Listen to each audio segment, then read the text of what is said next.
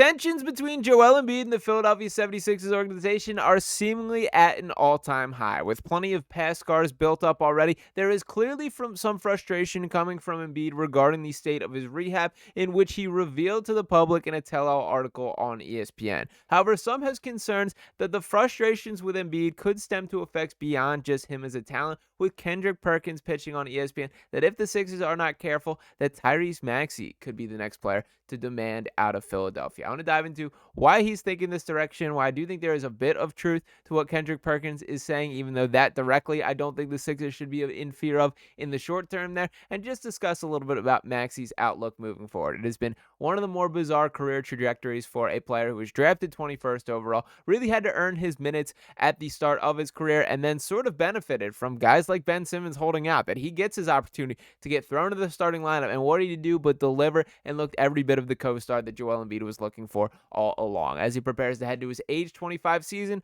we're seeing Tyrese Maxey begin to get treated a bit differently with the organization, and I mean that positively here. It is no coincidence that they're bringing in Trendon Watford, who certainly plays a position of need on the Sixers team, but also grew up with Tyrese Maxey to an extent that they knew each other with kids. It's no coincidence that he's getting the Maxi Museum, being treated like a superstar, going to VJ Edgecombe's workouts, and I want to talk about all of what this means. Now, I do want to start with the Kendrick Perkins quote here that kind of got me fired up. I wanted to hop on here, and he calls out the Sixers saying, quote, "If they keep trending in this direction of no culture and no stability, guess what? Tyrese Maxey is going to want out of Philadelphia." Now, this overall message in itself, I think there is some loose truth with. I'm sure that Tyrese Maxey is far from happy about how last season went, but I don't think this is anything to worry about in the short term. In reality, there is a bit of grace built up that I do think Maxey understands that how things work with Joel at this stage of the game, and the two do seem to be genuinely close. And as far as how much of a disaster last year was across the board,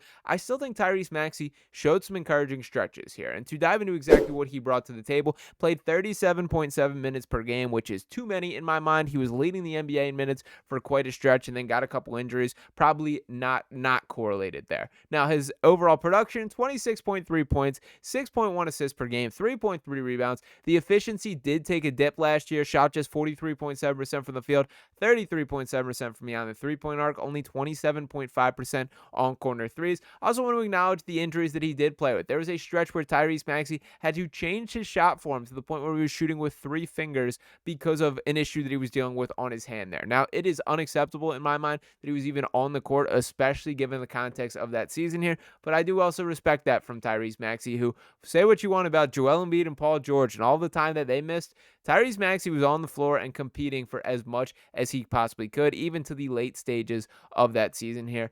Ultimately, it was a frustrating year all around, but I think defensively what Maxey showed me last year for a couple brief stretches, I'm really encouraged and I think changed a bit of how I view his overall potential. That I think Tyrese Maxey can absolutely be a capable defender to the point where if he's the worst defender on the floor, that's going to be a pretty good defensive team. I was not sure of that initially coming into the NBA, and last year did take strides in those directions. Now, as far as Maxey overall, this Sixers organizational conversation is pretty complex here, and I do once again encourage everyone to check out that Embiid article, which revealed a lot of the past demons that we all sort of knew but put on full display and was articulated very quickly here.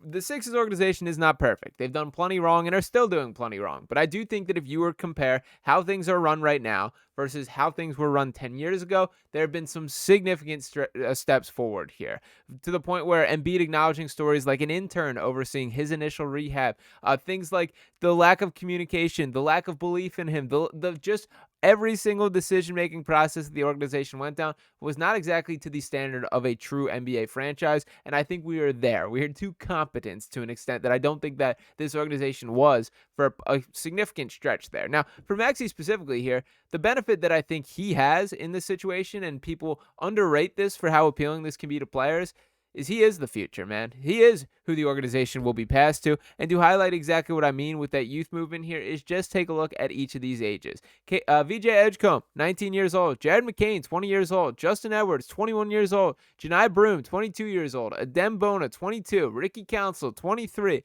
Maxey, 24. And Quentin Grimes, 25. That he is the leader of this next era of Sixers basketball. And I think that's something that he signs up for. It's something that he will be into. I think the ultimate sink or swim for Tyrese Maxey and how committed he is to Philadelphia. For starters, he seems to love it, and I think that there are plenty of situations that would have rubbed him the wrong way more than anything that has gone down this offseason already during his Philadelphia tenure. But what will decide if he is truly committed? It comes down to how good are VJ Edgecombe and Jared McCain. Is a trio of Jared McCain, VJ Edgecombe, and Tyrese Maxey something that can lead to some team-wide success? We're going to do the dance and talk about the fit concerns, the size concerns, and all of that. But the bottom line is I agree with the Sixers' philosophy of collecting talented players and figuring out the fit later. And by the way, there does seem to be some belief in each of these guys. That I did want to pull up this quote from Tyrese Maxey on VJ Edgecombe here. Shout out to Kyle Newbeck of PHLY Sports, who says Tyrese Maxey just now on VJ Edgecombe, quote, I see the same things everybody else sees. Somebody who can probably work himself into being a star in this league, man. And we also know that there is a really solid relationship between him and Jared McCain here. That I did tweet this little picture, and the video is hilarious as well from last season. And I tweeted Tyrese Maxey showing Jared McCain some love and then refusing to skip made me smile. This backcourt rules. And sort of the video that runs down is this was when Jared McCain was just bursting onto the scene. This tweet coming on December 8th last year, where he was showing what he can do. And McCain balled out in this game. Maxey was thrilled to be playing with him and sort of waited for him walking off the court.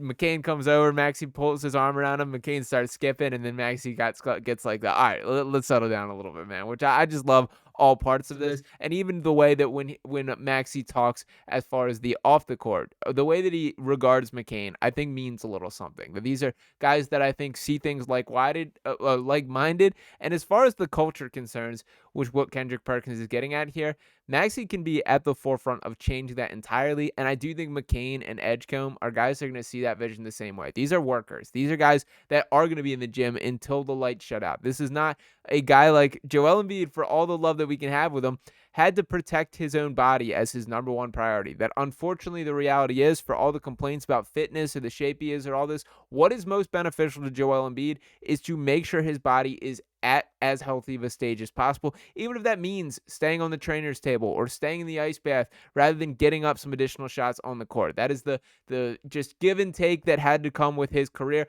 That is not the case with any of Tyrese Maxey, Jared McCain, and VJ Edgecombe. And for all the size concerns, that plays into the favor for this side of things. We know how big men can be more vulnerable to foot and knee issues, and Embiid is right at the top of the list when having that discussion there. Guys like McCain, Maxey, Edgecombe, these guys can run around for days and really not feel the effects that significantly here. Now, I want to pull up this here is one thing about the total incompetence of this Sixers organization over these past couple years.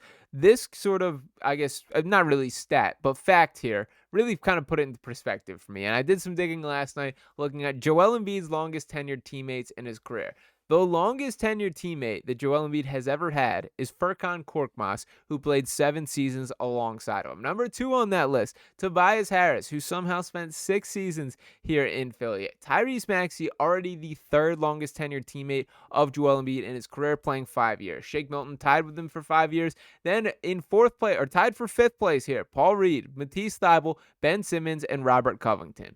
Continuity has been a buzzword for Joel Embiid for quite some time, and you see exactly why when lining up stats like that. It is insane that Furkan Korkmaz is the longest tenured teammate that Joel Embiid has ever had. But for Tyrese Maxey specifically, he's not far behind. This organization, the keys are gradually being put in his possession, and I do think that he's going to drive this thing once the Joel Embiid era is fully over. So I'm not panicked about the Kendrick Perkins take just yet. I'm not saying that the Sixers need to completely relax on this, as the results need to be better on the floor next season, and that's going to be the number one thing that locks in a commitment from Tyrese Maxey. It is winning basketball games, and I do think that this team is at least going to be in the mix more than was the case last year, but that responsibility sort of falls on Tyrese Maxey's shoulders as well. If you are this guy, if you are this max contract player, this former all-star guard here, it's time for you to carry the torch and get some results yourself, and I do think that Maxey is more than capable of doing this. We know that he stepped up in major ways during that Knicks series where Embiid clearly did not have it physically, hitting logo three-pointers to tie up the game and send it to overtime, talking his trash